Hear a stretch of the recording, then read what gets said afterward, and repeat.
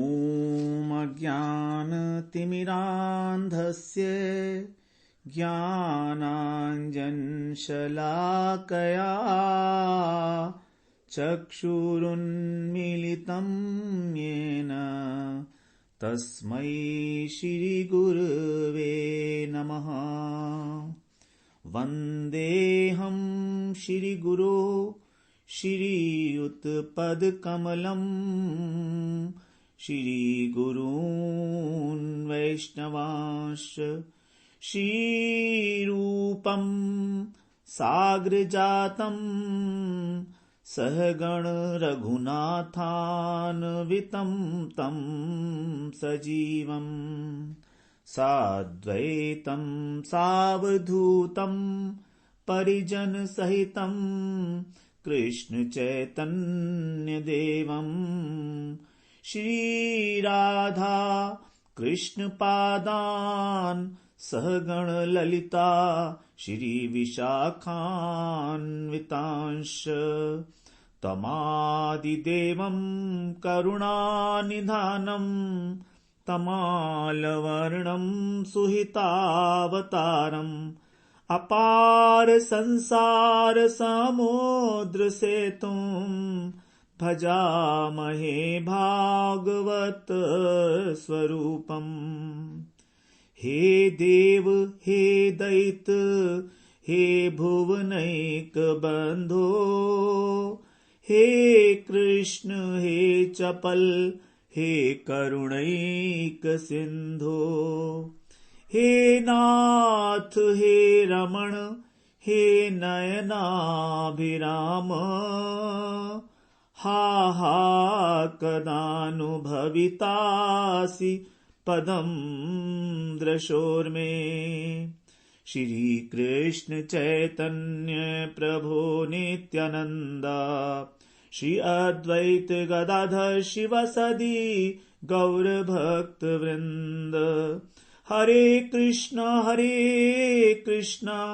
कृष्णा कृष्णा हरे हरे, हरे राम राम राम हरे हरे। हरे कृष्णा। सर्वप्रथम मैं अपने गुरुपाद पद्म ओम विष्णुपाद अष्टोत्तर शत श्री श्रीमद् भक्तिवेदांत माधव गोस्वामी महाराज के चरण कमलों में अनंत कोटि दंडवत प्रणाम ज्ञापन करता हूं। हम लोगों ने आज प्रातः काल श्रीमद् भगवद गीता का अध्ययन पूर्ण किया गीता पाठशाला के अंतर्गत। आज ही बहुत शुभ अवसर है, श्री चैतन्य महाप्रभु का आज आविर्भाव दिवस है, गौर पूर्णिमा है। तो आज गौर पूर्णिमा के इस पावन अवसर पर ही हम लोग श्री श्री गुरु गांधार्विका गौरांग गांधर्विका गिरधारी श्री राधा विनोद बिहारी जी की असीम और अहेतुक अनुकंपा से श्रीमद् भागवत पुराण में प्रवेश कर रहे हैं।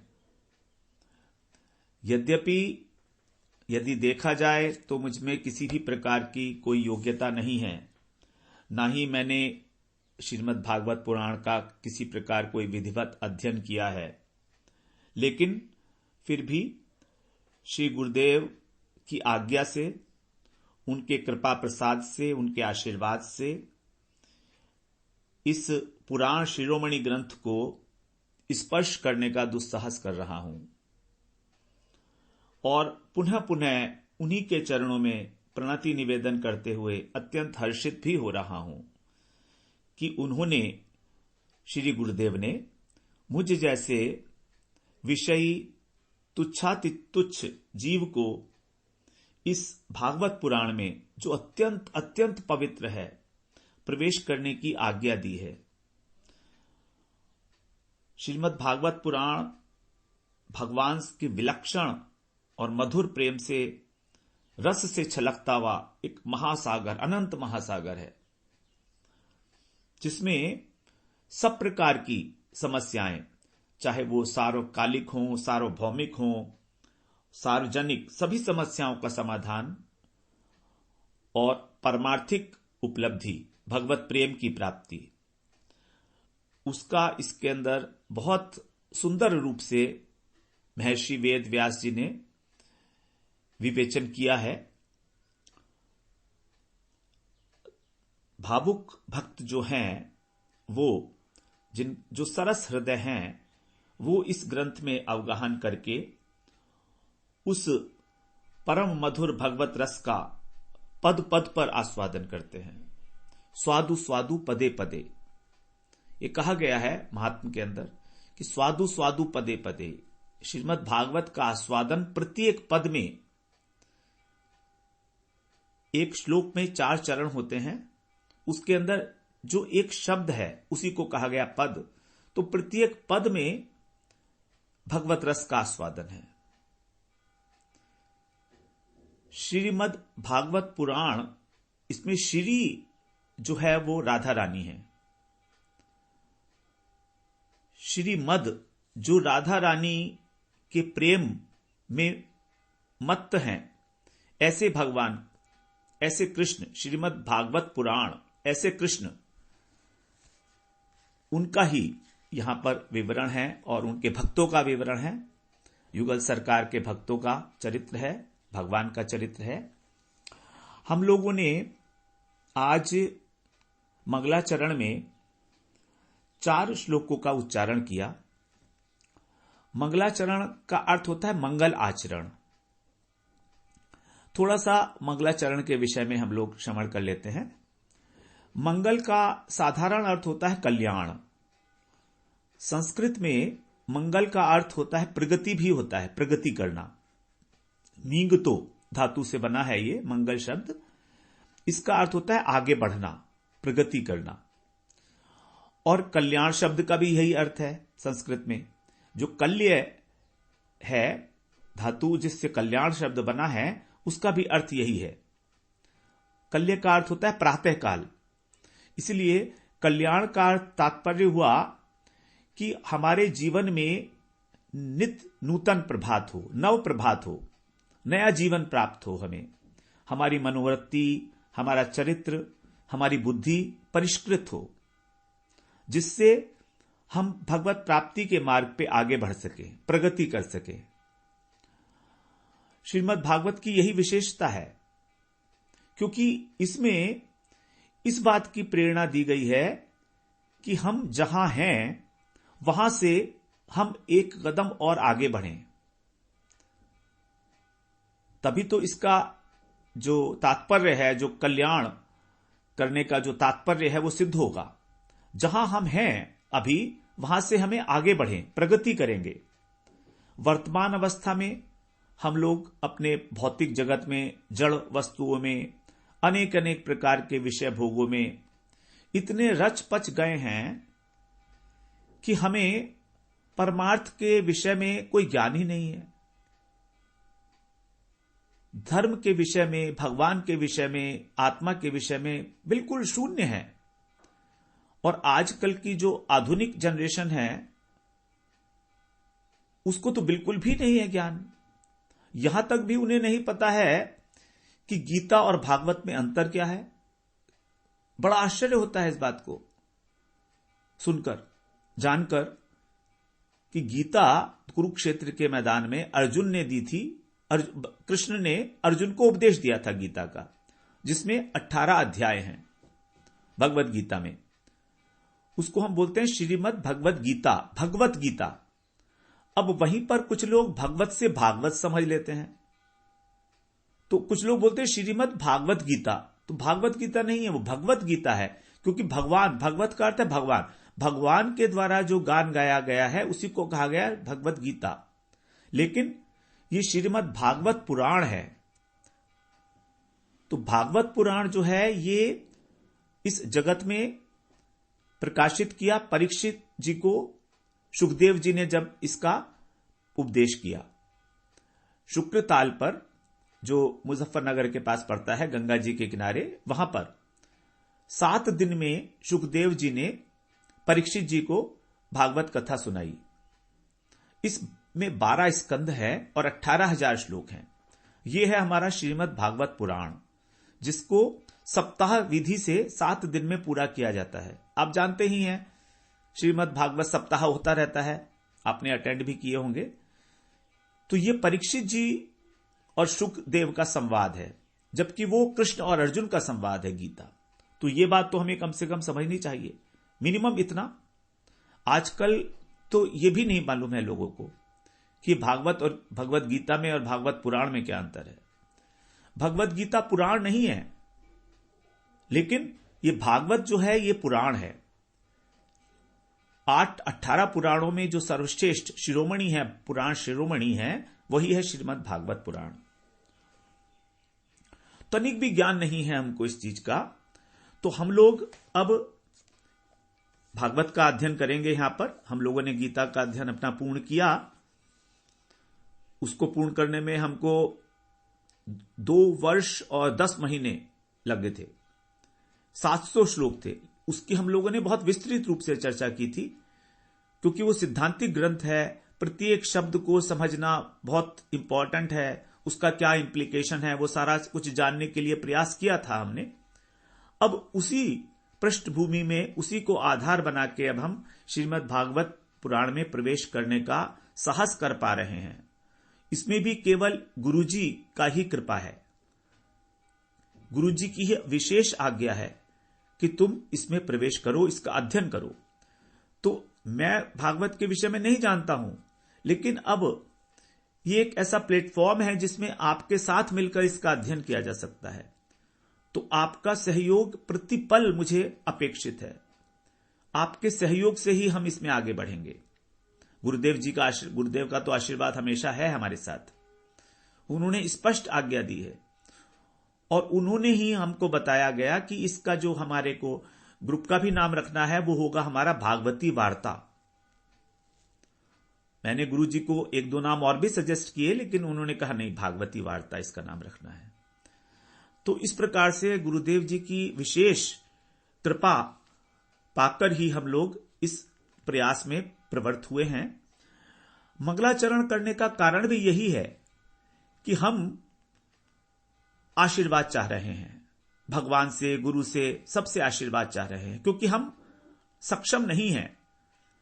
हमारा यह प्रयास निर्विघ्न रूप से पूर्ण हो, इसके लिए तो मंगलाचरण इसीलिए किया जाता है कि हमारे जीवन में हमारे ग्रंथ का जो हमने प्रयास शुरू किया है ये पूर्ण हो और हमारा उद्देश्य प्राप्त हो। हमारा जो उद्देश्य है इस ग्रंथ को पढ़ने का, ये उद्देश्य हमें बिल्कुल स्पष्ट हो जाना चाहिए। जो हम लोग मंगलाचरण के ही 4थे श्लोक में उसका हम लोग अभी वर्णन करेंगे, थोड़ा सा विस्तृत रूप से वर्णन करेंगे हम मंगलाचरण के श्लोक का, जिससे कि हम अपने जीवन का जो परम लक्ष्य है भगवत प्रेम की प्राप्ति, उसमें कम से कम एक कदम तो और आगे बढ़ा सकें। साधारणतः मंगलाचरण 3 प्रकार का होता है शास्त्रीय विधि के अनुसार: वंदना मूलक, विषय वस्तु मूलक और आशीर्वाद मूलक। वंदना मूलक में पहले वंदना की जाती है गुरुदेव की, अपने इष्ट वस्तु की। विषय वस्तु मूलक कि उस ग्रंथ का विषय क्या है, और तीसरा है आशीर्वाद मूलक, आशीर्वाद की प्रार्थना की जाती है। यहां पर वंदना मूलक मंगलाचरण में हम लोगों ने सबसे पहले ओम अज्ञान तिमिरांधस्य कहकर गुरुदेव को प्रणाम किया, जिन्होंने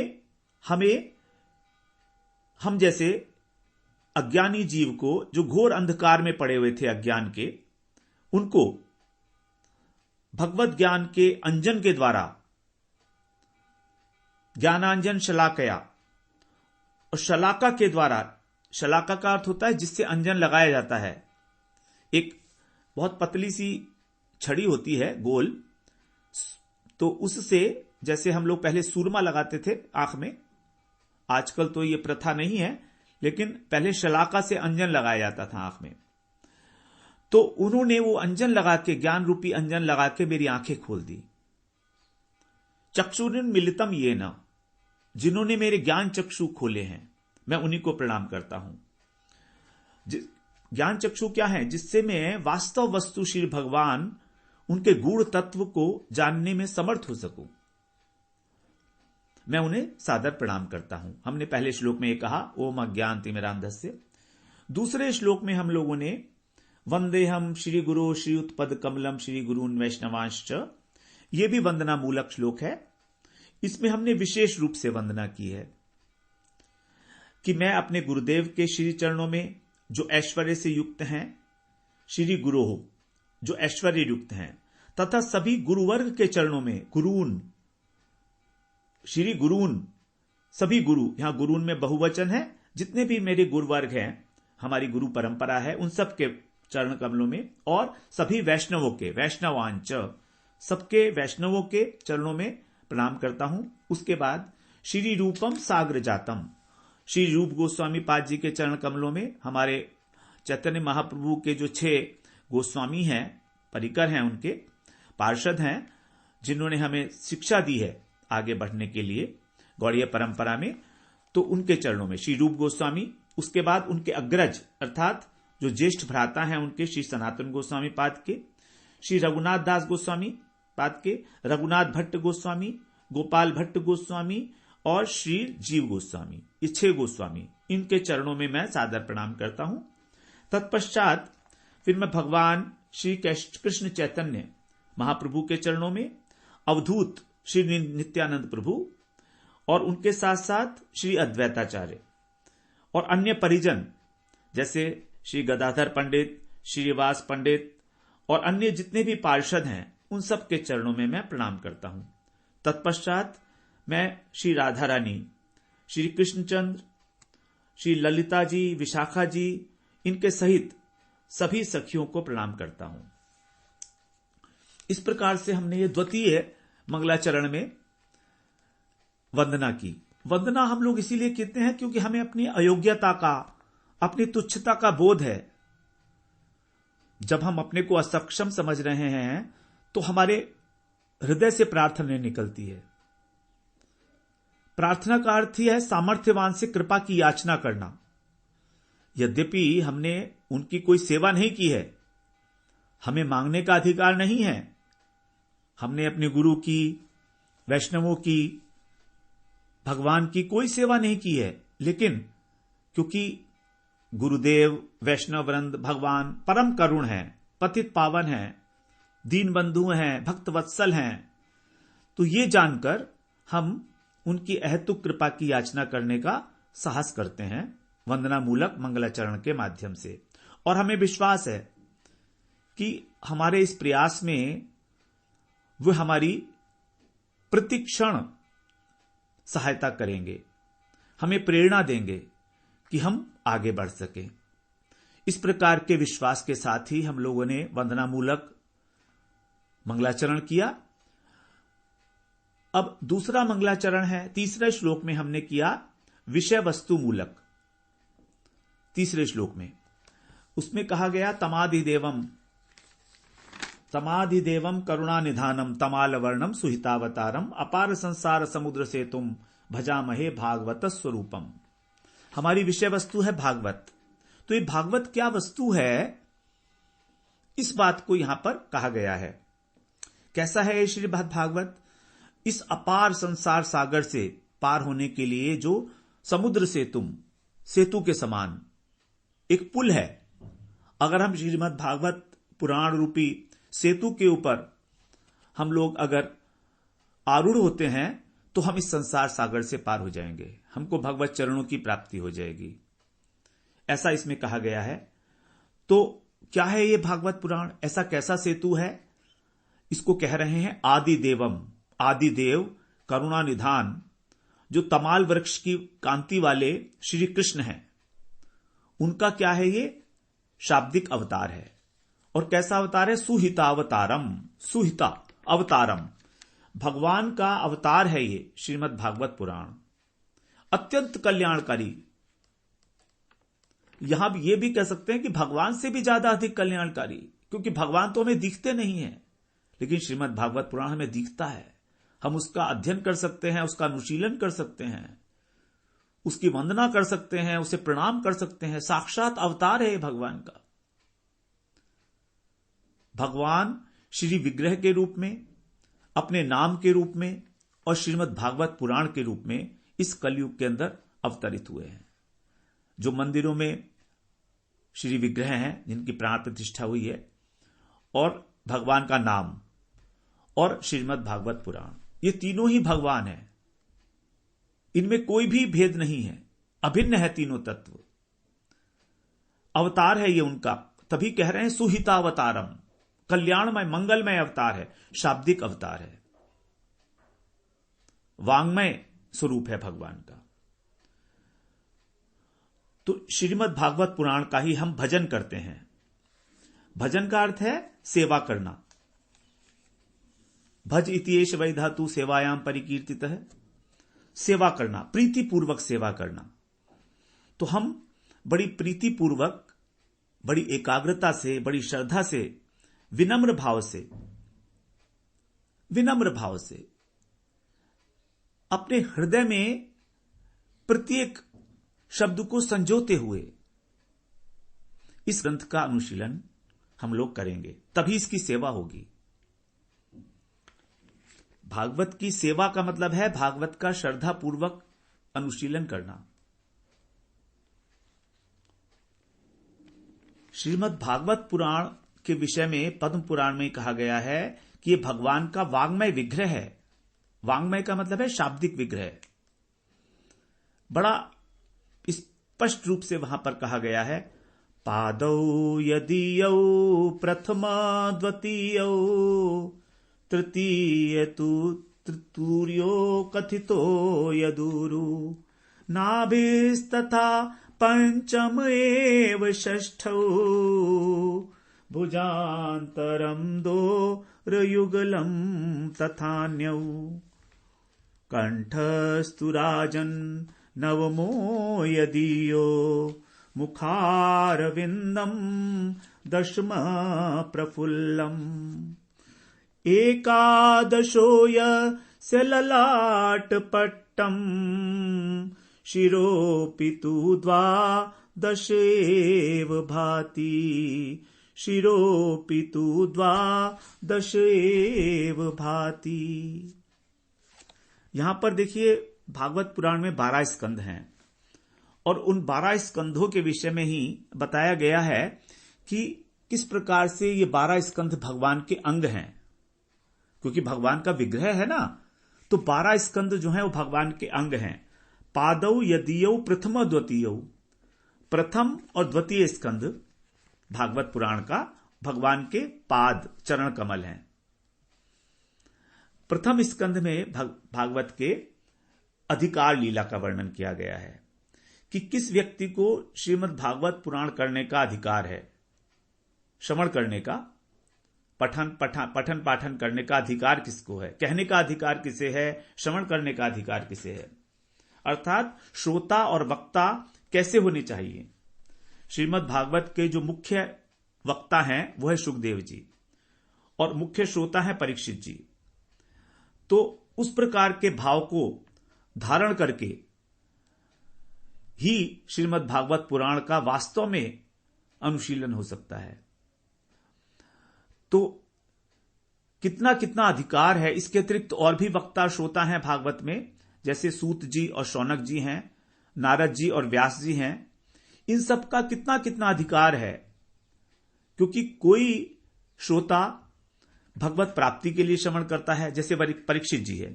परीक्षित जी का तो आसन्न मृत्यु है, 7 दिन बाद उनकी मृत्यु होनी है। तक्षक सर्प जो है वो नाग उनको डसने वाला है।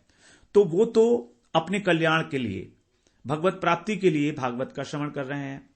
कोई धार्मिक अनुष्ठान के रूप में करता है, जैसे शौनक जी। शौनक जी तो यज्ञ कर रहे थे नैमिषारण्य में, तो उन्होंने सूत जी से जो भागवत श्रवण की तो वो तो धार्मिक अनुष्ठान के रूप में की थी, एक जिज्ञासा के रूप में। और फिर उसके बाद नारद जी और व्यास जी, नारद जी ने व्यास जी को प्रेरणा की कि आप भागवत का प्रणयन करो। तो व्यास जी तो स्वयं ही भगवान है, शक्त्यावेश अवतार है भगवान का, तो उन्हें लोक कल्याण के लिए श्रीमद् भागवत का श्रवण किया था। अनेक अनेक प्रकार के अधिकार हैं सबके। द्वितीय स्कंद जो है उसको भी भगवान का चरण बताया है। प्रथम स्कंद दक्षिण चरण है और द्वितीय स्कंद वाम चरण है। द्वितीय स्कंद जो है ये सुखदेव जी के उत्तर से आरंभ होता है और इसके अंदर साधन लीला का वर्णन है कि भगवान की प्राप्ति के लिए क्या साधन है होना चाहिए, और मुख्यतः इस साधन के अंदर श्रवण को ही अधिक महत्व दिया गया है। श्रवण भक्ति जो है वही मुख्य साधन है, क्योंकि देखिए भक्ति के अंदर भी सबसे पहला अंग है श्रवण। श्रवणम कीर्तनम विष्णु स्मरणम पाद सेवनम नवधा भक्ति में। और ज्ञान का भी सबसे पहला अंग है श्रवण, श्रवण मनन निधिध्यासन। तो श्रवण के बिना तो भक्ति राज्य में प्रवेश ही नहीं है। श्रवण के इन दोनों के ऊपर ही, प्रथम और द्वितीय इन दो स्कंधों के ऊपर ही श्रीमद् भागवत का जो महल है उसको खड़ा किया गया है। तो इसलिए दो स्कंध इस प्रकार से हैं। तृतीय स्कंध में सृष्टि लीला है, सर्ग लीला जिसे कहते हैं कि सृष्टि का विस्तार कैसे होता है, देवता असुर इत्यादि का क्या क्या विभाग है। फिर चतुर्थ स्कंद जो है वो विसर्ग लीला कहते हैं उसको, वो हम लोग आगे भी श्रवण करेंगे डिटेल में। विसर्ग का अर्थ है विशेष रूप से जो सृष्टि है, मतलब ब्रह्मा जी के द्वारा, जो ब्रह्मा जी ने 4 प्रकार की सृष्टि की, स्थावर, तिर्यक, मनुष्य और देवता, इस प्रकार से। तो ये दोनों जो अध्याय हैं, तीसरा और चौथा, इसको भगवान का इसको बताया गया उरु प्रदेश, मतलब जंघा। तृतीय तूर्यो कथितो यदुरु, उरु प्रदेश। 5वें स्कंध में स्थिति का वर्णन है। 5वें को कहा गया नाभिस तथा पंचमेव षष्ठौ। स्थिति मतलब सृष्टि होने के बाद अब वो किस प्रकार मर्यादा में स्थिर रहे, तो उसके लिए जो धर्म का इत्यादि का जो अनुष्ठान है, वही पुरुषार्थ इत्यादि जो है उसका यहां पर वर्णन किया गया है 5वें अध्याय में, स्थिति लीला। क्योंकि वो नाभि है, नाभि का मतलब है मेन पॉइंट है, वहीं पर ही व्यक्ति का सब कुछ जो है केंद्र बिंदु नाभि होता है एक प्रकार से। षष्ठौ नाभिस तथा पंचम एव षष्ठौ भुजांतरम दोर्युगलम तथान्यो। और षष्ठ जो अध्याय है, छठा स्कंद, अध्याय स्कंद, वो भुजांतरम, दोनों भुजाओं के बीच में जो वक्षस्थल है उसको कहा गया। अर्थात भगवान का जो हृदय है वो है छठा स्कंद, और उसके अंदर भगवान की जो अनुग्रह लीला है, भगवान ने किस प्रकार से मनुष्यों के ऊपर, देवताओं के ऊपर, दैत्यों के ऊपर अहेतुक कृपा की है, अकारण। उन्होंने कोई प्रयास नहीं किया, लेकिन उनके ऊपर करुणा की है भगवान ने, क्योंकि भगवान की कृपा हमारे साधन की अपेक्षा नहीं रखती, स्वतंत्र है। इसका यह मतलब भी नहीं है कि हमें साधन नहीं करना है, साधन करते हुए ही उनकी कृपा की प्रतीक्षा करनी है। तो यह अनुग्रह लीला है इसमें भगवान की छठे स्कंद में, क्योंकि कृपा हृदय की वस्तु है, इसलिए इसको भगवान का हृदय बताया गया है छठे स्कंद को। बहुत इंपॉर्टेंट है ये छठा स्कंद हमारा। 7वें स्कंद के अंदर ऊती लीला है। 7वां और 8वां इसको बताया गया, दोनों भुजाएं हैं भगवान की, दोर युगलम तथान्यो, 7वां और 8वां। 7वें स्कंद में वासना जो है, कर्म वासना, इसका वर्णन है, क्योंकि कर्म वासना से ही हमारे जीवन का निर्माण होता है। वासनाएं 3 प्रकार की होती हैं, शुभ वासना, अशुभ वासना, मिश्रित वासना। हम लोग इसका आगे चर्चा करेंगे कि कैसे कैसे इस बात को भगवान ने वहां पर एक्सप्लेन किया, सुखदेव जी ने एक्सप्लेन किया है। 8वें स्कंध के अंदर जो है सद्धर्म लीला है, मतलब धर्म कैसे किया जाए। मनवंतर लीला है, वहां पर जो मनु महाराज हैं उनके द्वारा सद्धर्म का आचरण कैसे किस प्रकार किया गया। तो जब धर्म का आचरण करेंगे तो कर्म वासना शिथिल होगी। तो इन दोनों को 7वां और 8वां भुजाएं बताई गई भगवान की। 9वां स्कंद जो है उसका नाम है, वो है भगवान का कंठ, कंठस्तु राजन नवमो यदियो। कंठ का अर्थ है ईशानु कथा उसमें, अर्थात भगवान के भक्तों की कथा है, क्योंकि भगवान अपने भक्त को अपने कंठ में रखते हैं। भगवान अपने भक्तों को याद रखते हैं, उनके नाम उनको कंठस्थ होते हैं। इसलिए भगवान का कंठ, जो भक्तों की जो कथाएं हैं उसको कंठस्थु राजन नवमो यदियो, 9वां स्कंद कहा गया। और 10वें स्कंद की तो बात ही और है कुछ। वो तो भगवान का सुंदर कमल के समान खिला हुए मुख है। ये तो पूरे भागवत का जो निचोड़ है वो 10वें स्कंद में श्री कृष्ण लीला, जिसके अंदर विस्तृत रूप से 3 प्रकार की लीलाएं भगवान की, बाल लीला, उसके बाद फिर किशोरावस्था में वहां पर वृंदावन में जो ब्रज की लीला है, मथुरा की लीला और द्वारका की लीला, वो सभी 10वें स्कंद में ही है। इसमें कहा गया कि यह निरोध लीला है भगवान की। मुखारविंद का दर्शन करके संसार में ऐसा कौन होगा जो इस संसार को ना भूल जाए, इसलिए उसको कहा गया निरोध लीला है। फिर 11वें स्कंध में मुक्ति लीला है भगवान की, कि जिन लोगों का जो प्रपंच संसार नाश हो गया है, वो जो भगवान में आसक्त हैं, वो किस प्रकार से मुक्ति प्राप्त कर लेते हैं, मतलब माया का अतिक्रमण कर जाते हैं। तो इसको भगवान का ललाट बताया गया। ललाट, ये 11 स्कंद अत्यंत महत्वपूर्ण है, क्योंकि इसमें ही सारे तत्वों का वर्णन है। श्रीमद् भागवत के अंदर जो सिद्धांत हैं वो सब इसी में प्रतिपादित किए गए हैं। नवयोगेंद्र और निमि महाराज का संवाद है। भगवान ने जो उद्धव जी को गीता का उपदेश दिया है, उद्धव गीता के नाम से जाना जाता है, वो सब इसी में है 11 स्कंद में। 12वें स्कंद को कहा गया शिरोपितु द्वादशेव भाति, भगवान का सिर है, वो आश्रय लीला है उसके अंदर, कि भगवान ही एकमात्र सबका आश्रय है। तो इस प्रकार से यहां पर 12 जो है बताए गए स्कंद भगवान के ही जो वो पार्ट हैं, भगवान के ही अंग हैं, ये सब के सब। अब यहां पर हम लोग बात कर रहे थे कि किस प्रकार से भगवान के स्वधाम गमन के समय जब उद्धव जी ने उनसे पूछा कि आप अपने भक्तों का कार्य पूरा करके और सुख देकर अंतर्धान हो रहे हो, फिर जीवों का उद्धार कैसे होगा? तो भगवान ने कहा कि ठीक है, मैं जो है इस भागवत रूपी समुद्र में प्रवेश करता हूं। ये जो भागवत है, समुद्र है, इसमें प्रवेश कर लेता हूं। तिरोधाय प्रविष्टो अयम श्रीमद् भागवताणी वयम, कि इस भागवत के अंदर प्रवेश कर लेता हूं, मतलब भागवत के अंदर भगवान ने प्रवेश किया कृष्ण ने जब वो स्वधाम गमन कर रहे थे। तो ये उनकी जो शब्दमयी मूर्ति है, वाग्मयी मूर्ति है, यही है हमारे सामने। वाग्मयी मूर्ति प्रत्यक्षम वर्तते हरे, तेनेयम वाग्मयी मूर्ति ही प्रत्यक्षम वर्तते हरे। तो कृष्णावतार के समय भक्त जिस रस का आस्वादन किए हैं, वही रस आज भी श्रीमद् भागवत के श्रवण के द्वारा प्राप्त किया जा सकता है। और ये भागवत का विषय प्रत्यक्ष है, परोक्षवादी नहीं है। ये भगवान स्वयं ही भागवत के रूप में प्रकट हुए हैं। भागवत भगवान का ही जो है रसघन मूर्ति बताई गई है। श्याम सुंदर की रसघन मूर्ति, रस भरा हुआ है इसमें। श्रीमद् भागवतारण्यम प्रत्यक्ष कृष्ण एव ही, प्रत्यक्ष कृष्ण है ये, परोक्ष नहीं है, साक्षात कृष्ण है भागवत। अब हम लोगों ने जो विषय वस्तु का जो हमारा मंगलाचरण था वो हम लोगों ने श्रवण किया। चौथे श्लोक में हम लोगों ने जो मंगलाचरण है वो आशीर्वाद मूलक, उसमें हमने प्रार्थना की है।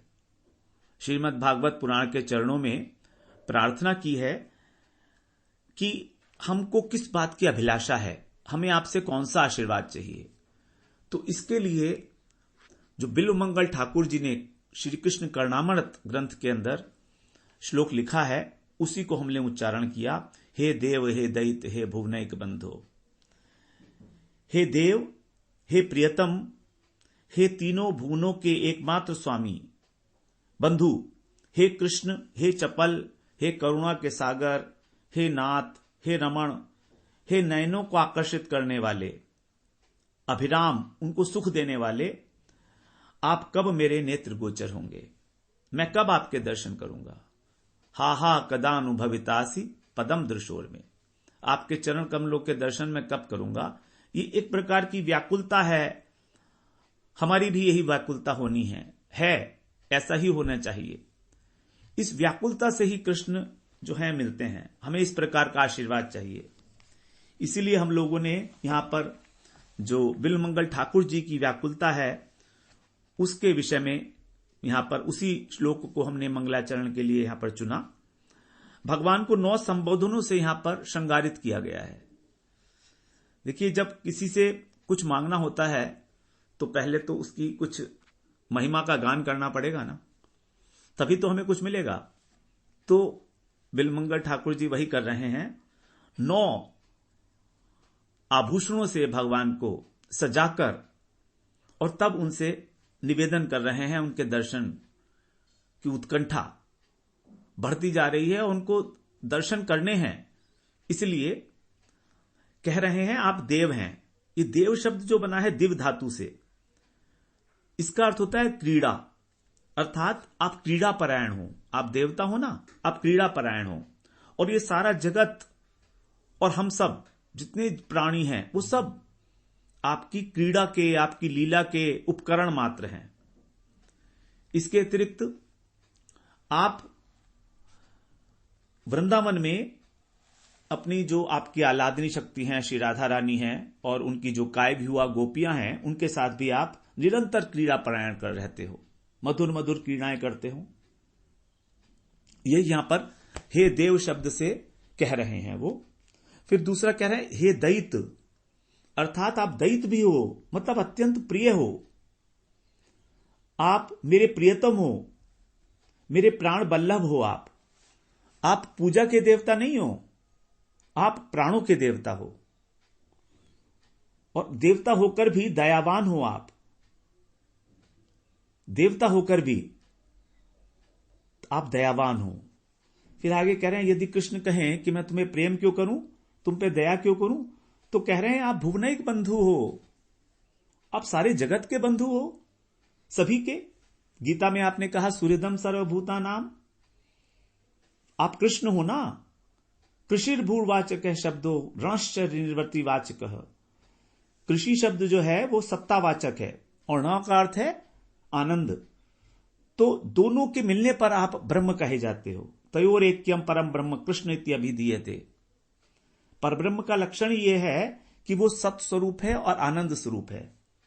तो जहां सत और आनंद है वहीं चित वस्तु जो है वो रहेगी ही। तो सत और आनंद के बीच में है चित, सच्चिद आनंद। और क्री धातु का अर्थ है आकर्षण। तो आप आकर्षित करते हो और फिर आनंद भी प्रदान करते हो। आपके सिर्फ 2 ही काम है, आकर्षण करना और आनंद देना। फिर कह रहे हैं आप चपल भी हो, चंचल हो। आप नटवर हो, नटखट हो। आप भक्तों को आनंद देने के लिए अत्यंत व्यग्र हो। हमको आप आनंद देना चाहते हो ना। यहां तक कि गोपियों पर कृपा करने के लिए उनके घर जाकर माखन चुराया और तुमको चोर शिरोमणि कहा जाता है, स्वीकार कर लेते हो उस नाम को। दूर बैठे द्रौपदी ने तुम्हें पुकारा हा गोविंद हा गोविंद, तुमसे रहा नहीं गया और तुम कृपा करने के लिए व्यग्र हो गए, चीरावतार ले लिया आपने। गजेंद्र ने जब आपको बुलाया तो भागे भागे गए हो आप। गरुड़ जी को अपनी पीठ के ऊपर आसन लगाने का भी समय नहीं दिया आपने, कूदकर उनकी पीठ पर चढ़े आप। इतने चंचल हो आप। आपकी सब जगह आपकी क्रीड़ा है और आप आसानी से मिलते भी नहीं हो। विद्युत की तरह बिजली जैसे चमकती है ना, स्वच्छंद हो, पकड़ा नहीं जा सकता आपको। तो फिर कहते हैं अच्छा फिर आप मुझे प्राप्त करने की आशा क्यों कर रहे हो, मेरे चरण कमल दर्शन करने की। तो कहते हैं क्योंकि आप करुणैक सिंधु हो ना। आप करुणैक सिंधु, केवल करुणा ही करुणा आपके अंदर है। करुणा प्लस 1, मतलब और कुछ है ही नहीं आपके अंदर। तो करुणा के सागर हो आप। छलछला रहा है आपके हृदय में करुणा का सागर। और विशेषकर अपने भक्तों के लिए तो हो ही। सर्वसमर्थ हो आप। ये जानकर ही मैं आपसे आपकी करुणा की याचना कर रहा हूं, आपके दर्शन की याचना कर रहा हूं। फिर आप मेरे नाथ भी तो हो। करुणा को प्राप्त करने के लिए फिर मेरी विशेषता है कि मैं आपके शरणापन्न हूं, मैं आपके शरणागत हूं। आप मेरे स्वामी हो, मेरे पति हो, मेरे नाथ हो, मुझे मेरी रक्षा करनी पड़ेगी आपको अपनी कृपा वृष्टि से। हे नाथ, हे रमण, हे नयनाभिराम, आप रमण भी हो, भक्तों के चित्त में रमण करते हो, तो फिर मेरे चित्त में आकर भी आप ही रमण करो। ये हृदय आपके लिए ही है मेरा, चाहे कैसा भी हो, अगर गंदा है तो आप इसे साफ करके रमण करो। अब मैं तो और कुछ नहीं जानता। आप नयनाभिराम हो, आपने मेरे नेत्रों को अपने रूप से आकर्षित कर लिया है। त्रिभंग ललित स्वरूप है आपका, अत्यंत अभिराम, आनंद देने वाला। तो ये आनंद मुझे तभी मिलेगा जब आप मेरे नयन गोचर होंगे। नयनाभिराम, हा हा कदानुभवितासि पदम दृशोर में अत्यंत खेद व्यक्त करते हुए कह रहे हा हा कदानु, कितना कितना दुख है मेरे को, मैं बता नहीं सकता हूं। हा हा, हाय हाय, मेरा जीवन अभी तक व्यर्थ चला गया है। क्या कभी ऐसा होगा कि मैं आपके चरण कमल का दर्शन कर पाऊंगा? आप बस इतनी कृपा कर दो, बस इतनी कृपा, चाहे एक बार दिखा दो, एक बार आपके चरण कमलों का दर्शन कर लूं, बस एक बार। तो इस प्रकार से हम लोगों ने आज मंगलाचरण के विषय में चर्चा की। फिर कल से हम लोग और आगे बढ़ाएंगे इसी चर्चा को। हम लोग ने इस भागवत में समय रखा है 30 मिनट से लेकर 40 मिनट तक का। आज थोड़ा सा अधिक हो गया, 30 मिनट से 40 मिनट तक का समय इसमें हम लोग पूर्ण करेंगे इसको, जितना भी प्रसंग हो पाएगा। तो अधिकतर 35 और 40 मिनट तक चलेगा। इस प्रकार से हम लोगों ने इसका 10 मिनट थोड़ा समय बढ़ा दिया है। पिछली बार श्रीमद् भगवद गीता में हमने 30 मिनट का समय रखा था। अभी हमारे पास बहुत कुछ विषय है अध्ययन करने के लिए, तो 10 मिनट यहां पर आप लोगों को अतिरिक्त रूप से अपने देने होंगे। वांछा कल्पतरुभ्यश्च कृपा सिंधुभ्येव च पतितानां पावनेभ्यो वैष्णवेभ्यो नमो नमः।